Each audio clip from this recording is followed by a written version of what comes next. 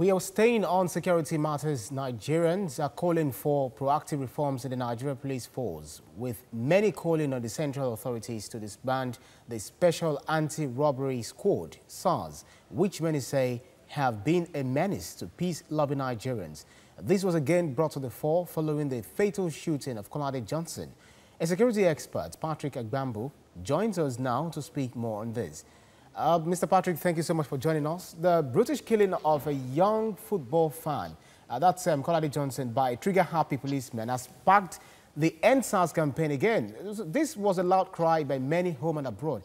So despite this order to reform it, why do you think this kind of an incident is happening again? Yeah, it's sad that this incident is happening again. Information is that it's not a SARS team that actually shot and killed the innocent Nigerian. These are anti-cultism group unit of the Lagos State Police Command. It must be stated there's difference between SARS and anti-cultism group. So they are all the same special teams that were forced for specific reasons. But talking specifically about the End SARS campaign, yes, many of us believe that there is need for urgent reform of police operations. And until that is done, we will continue to get to see acts like this. But that reform has to be holistic. It's not about ending SARS or disbanding SARS. It has to be the total reform of the Nigerian police force. All right, then. So if you have been to different countries of the world and have gained wide experience in this regard, how would you assess the Nigerian police system vis-a-vis other countries? Frankly speaking, the Nigerian police, it's one of the best in the world, quite well. But the police operatives themselves are working with their bare hands. Unlike what we see in other worlds, even some neighboring countries where the police are more equipped, more motivated, better equipped, better motivated than what we have at home.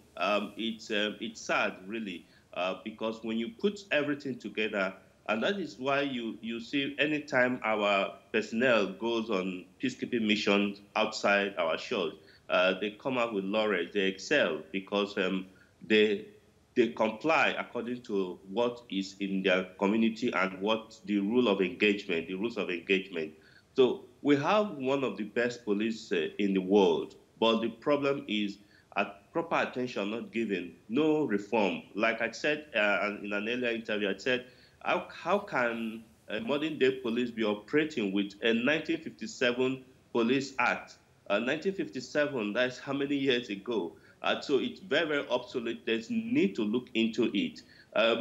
Since 2009, there had been the bill in the National Assembly of Nigeria for the Police Trust Fund. This is about 10 years. Nothing has been done. There's a lot of lip service that has been done about police reform.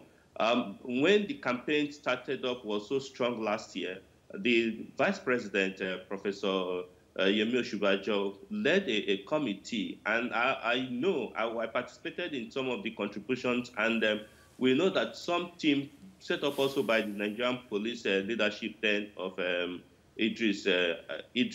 Idris, went around various state commands to interact with officers and to come out with a solution. But all this will not amount to any meaningful change until there is a drastic and a holistic reform in the Nigerian police. All right, before we let you go, the suspect in question has been dismissed from the service and he is to be arraigned in court. So many of these have happened in recent times.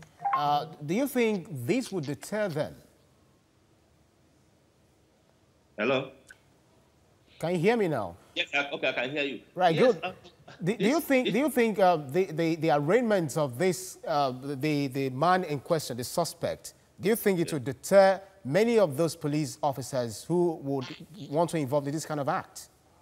Yeah, that act of dismissing him is supposed to act as a deterrent and also as a warning to other officers and as a punishment for what he did.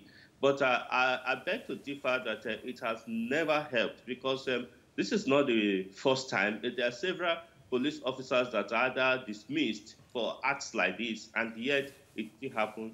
What should be done, like we say, is the need to total overhauling of the Nigerian police force. One, two, there must be proper in-house training, continuous training on the use of firearms. There are necessary means, ways you can use firearms, and these are the basics that some of them are being taught. It's sad that the particular officer is an inspector. An inspector of police must have done nothing less than 20 years in the Nigerian police force, so he must have accumulated a lot of experience.